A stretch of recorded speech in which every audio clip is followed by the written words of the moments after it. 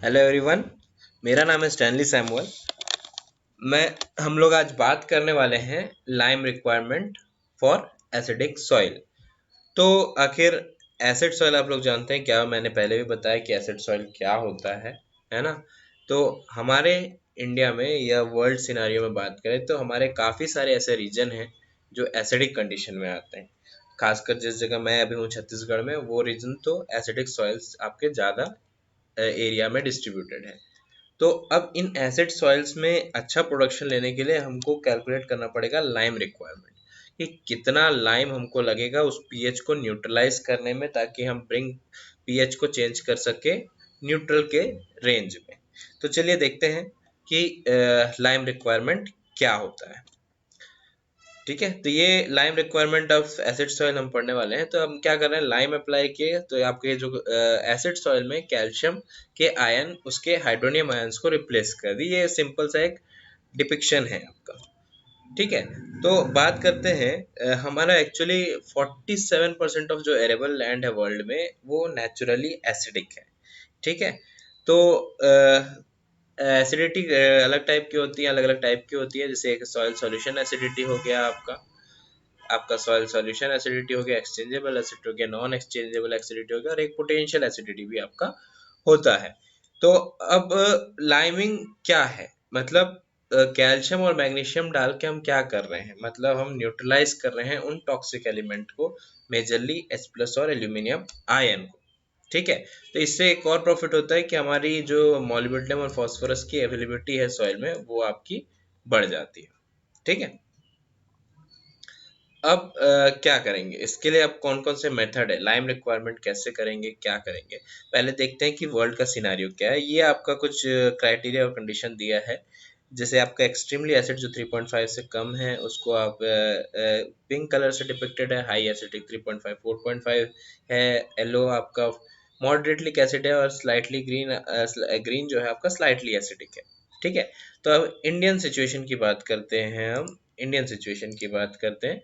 Indian situation में आपका क्या है, इंडियन सिचुएशन में आपका जो है मैक्सिमम जो आपका है वो ग्रीनिश कलर है। आपके जो आपके जितने भी सॉइल है आपके slightly acidic to moderately acidic soil है।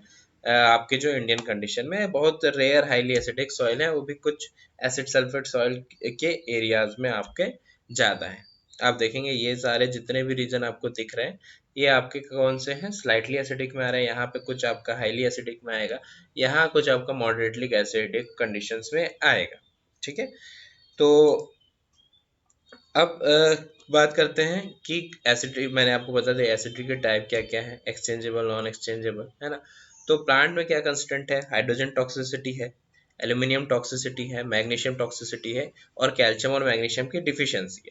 ये तीन आयन आपके एसिडिक कंडीशन में क्या होंगे, बढ़ जाएंगे, और ये जो है आपका माइनस में चला जाएगा जो हम इसको डाल के न्यूट्रलाइज करते हैं। ठीक है, तो अब लाइम पोटेंशियल की बात करते हैं। इसको दिया था स्कोफील्ड और टेलर ने 1955 में। इसको किसने दिया था, स्कोफील्ड एंड टेलर 95 में। एक्चुअली इसको लिखते हैं पीएच आपका, सॉरी, इसको लिखते हैं आपका पीएच इक्वल टू -1/2 पी के सी ए, कैल्शियम, है ना? तो ये आपका जो है, आपको इसको हम बोलते हैं लाइम पोटेंशियल। अब देखते हैं लाइम पोटेंशियल एक्चुअली होता क्या है। ये रेशियो है आपका हाइड्रोजन आयन की activity to the square root of activity of calcium and magnesium in soil solution. ठीक है, तो ये एक्चुअली क्या एक्सप्रेस करता है कि कितनी एक्टिविटी है कैल्शियम मैग्नीशियम हाइड्रोक्साइड की सॉइल सॉल्यूशन में, तो उसको बोलते हैं लाइम पोटेंशियल। और टेलर एंड स्कोफील्ड ने ये भी बताया कि हम as a single H plus ion को मेजर करने के जगह हम क्या करें, आयन एक्टिविटी रेशियो को मेजर करें, जो H प्लस और कैल्शियम का आयन की एक्टिविटी है, काहे के लिए, डिटरमाइन करने के लिए soil acidity and base saturation. ठीक है, तो अब लाइम रिक्वायरमेंट की बात करते हैं। लाइम रिक्वायरमेंट क्या है, तो मैं लाइम रिक्वायरमेंट की क्या बोलते हैं, कितना अमाउंट ऑफ लाइम लगेगा उतनी एसिडिटी को न्यूट्रलाइज करने के लिए, चाहे वो डिसोसिएटेड एसिडिटी हो या अनडिसोसिएटेड एसिडिटी हो। ठीक है, फ्रॉम कितना इनिशियल कंडीशन टू हमारा जो सेलेक्टेड लेस एसिडिक कंडीशन है उतना तक पहुंचाने के लिए हमको कितना लाइम लगेगा। तो ये आपका इसका ये आपने डिफाइन कर दिया हमने कैसे कितना लाइम रिक्वायरमेंट लगेगा।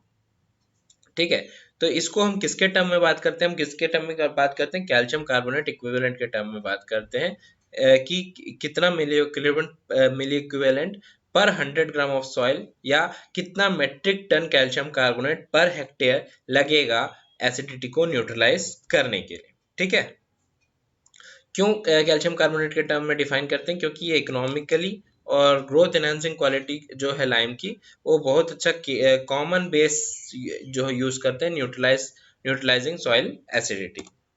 ठीक है, ये हमारा जो रिएक्शन है क्या हो रहा है, कैल्शियम कार्बोनेट जो लाइम है वाटर के साथ रिएक्ट करके कैल्शियम और बाइकार्बोनेट बना रहा है, हाइड्रोक्साइड बना रहा है, हाइड्रोजन आयन फिर फॉर्म क्या कर रहा है, एक्सचेंजेबल कैल्शियम फॉर्म कर रहा है और कार्बन डाइऑक्साइड रिलीज कर रहा है। तो ये आपका फर्स्ट स्टेप, ये आपका हो गया, ये आपका हो गया फर्स्ट स्टेप, और ये आपका हो गया सेकेंड स्टेप।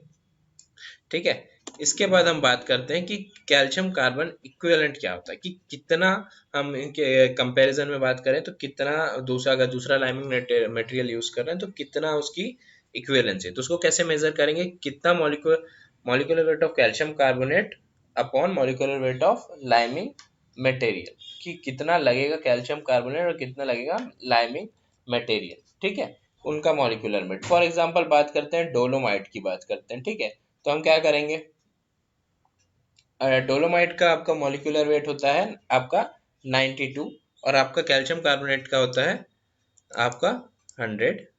तो 100 अपॉन 92 इंटू आपका 100, तो ये आपको कितना आ जाएगा, इसको आप डिवाइड करेंगे तो इसका आपका अराउंड आ जाएगा सीसी कैल्शियम कार्बोनेट आपका आ जाएगा इक्विवेलेंट कितना आ जाएगा 108.7। ठीक है, इतना आपका सीसी आएगा, किसका आएगा, डोलोमाइट का। कितना कार्बन इक्विवेलेंट है in comparison with calcium carbonate की, डोलोमाइट का कितना कार्बन इक्विवेलेंट है। ठीक है, फिर इफेक्टिव ऑफ कैल्शियम कार्बोनेट कितना निकालना होगा, तो जैसे सीसी ऑफ डोलोमाइट निकला हमारा 108, और हमारे पास फाइननेस इनटू कर देंगे हम किससे, फाइननेस फैक्टर से। तो फाइननेस फैक्टर से मल्टीप्लाई करेंगे, जनरली हम लेते हैं 1.5 से 2, तो इसको आप मल्टीप्लाई कर देंगे फाइननेस फैक्टर से, तो हमारा इफेक्टिव कैल्शियम कार्बोनेट या न्यूट्रलाइजिंग इंडेक्स जिसको बोलते हैं वो आपका निकल के आ जाएगा कि कितना है। ठीक है, तो ये कुछ मटेरियल है और उनके न्यूट्रलाइजिंग वैल्यू है। जैसे आपका कैल्शियम कार्बोनेट का हो गया 100, हो गया आपका कैल्शियम मैग्नीशियम कार्बोनेट का हो गया आपका 109, हो गया 108.7 होता है, 109 हम ले लिए। कैल्शियम ऑक्साइड का होता है 179 सबसे ज्यादा, और आपका कैल्शियम हाइड्रोक्साइड हाइड्रेटेड लाइम का कितना होता है COH2 का आपका 136। ठीक, और कैल्शियम सिलिकेट का 86, और मैग्नीशियम कार्बोनेट का आपका 190। ठीक है, तो ये आपका हो गया न्यूट्रलाइजिंग वैल्यू ऑफ अलग अलग लाइमिंग मटेरियल। ठीक है, फैक्टर कौन कौन से कंसीडर करते हैं हम, लाइमिंग मटेरियल कौन सा यूज कर रहे हैं, न्यूट्रलाइजिंग वैल्यू कितनी आ रही है ना, कितना न्यूट्रलाइजिंग वैल्यू है, और फाइननेस ऑफ लाइमिंग मटेरियल, तीन फैक्टर पे बेस्ड होते हैं। अब बात करते हैं कि हम कैसे डिटरमाइन करेंगे लाइमिंग रिक्वायरमेंट को, मतलब हम लेबोरेटरी में कैसे निकालते हैं लाइम रिक्वायरमेंट। सबसे पहले इसको जो मेथड दिया था उसने दिया था वुड्रॉफ मेथड दिया था, वुड्रॉफ 1948 में दिया था। ये फर्स्ट क्विक टेस्ट मेथड था सक्सेसफुली जो सॉइल टेस्ट लेबोरेटरी में स्टार्ट हुआ कि लाइम रिक्वायरमेंट निकालने के लिए। फिर उसको इम्प्रूव किया मेलिक ने, उसने barium chloride plus T method का यूज किया फॉर डिटरमाइनिंग लाइम रिक्वायरमेंट। लेकिन मोस्ट कॉमनली यूज करते हैं SMP सिंगल बफर मेथड आजकल, है ना। इसको इसको बोलते हैं हम लोग Shoemaker method, Shoemaker McLean and Pratt buffer method बोलते हैं। ठीक है, और भी कुछ कुछ मेथड है, डबल बफर मेथड है, एडम एंड इवांस मेथड है, युआन डबल बफर मेथड है, एक्सचेंज एंड एल्यूमिनियम और लाइम रिक्वायरमेंट इंडेक्स मेथड है। तो अभी हम देखेंगे SMP बफर मेथड, सबसे ज्यादा मोस्ट कॉमनली SMP बफर। जब स्टार्टिंग हुआ था तो वुड्रॉफ मेथड यूज होता था, लेकिन अब SMP single buffer method use होता है। ठीक है, तो SMP सिंगल मेथड के प्रिंसिपल क्या है कि हम वीक एसिड और सॉल्ट को न्यूट्रलाइज करते हैं, बोथ एसिड और बेसिस को, जो कि रेजिस्ट करता है चेंजेस इन pH सिस्टम। ठीक है, SMP बफर मेथड है जो प्रपोज किया गया था, बेस्ड किसके बेस में है, relationship between buffer indicated and calcium carbonate incubation measured LR of A group of soils. ठीक है, इक्विपमेंट हमको क्या क्या लगेगा, पीएच मीटर लगेगा, स्टैंडर्ड बफर लगेगा, 7 का और 4.3 का डिस्टिल वाटर लगेगा, मैकेनिकल शेकर लगेगा और एसएमपी बफर लगेगा।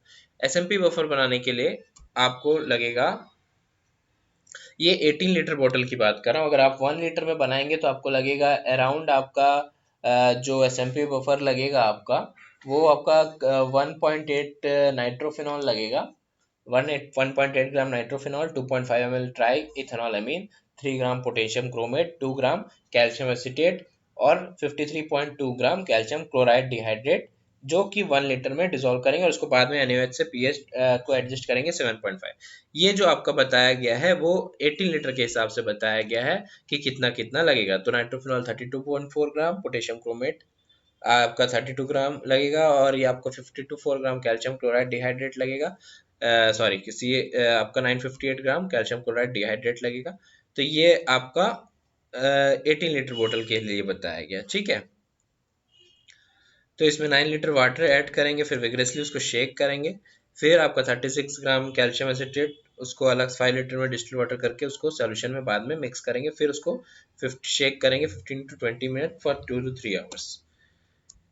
उसके बाद आप करेंगे ऐड 45 ml ट्राइथेनोनामीन, फिर आप शेक करेंगे और फिर डिसॉल्व करेंगे और फिर 8 घंटे अप्रॉक्स लगेगा।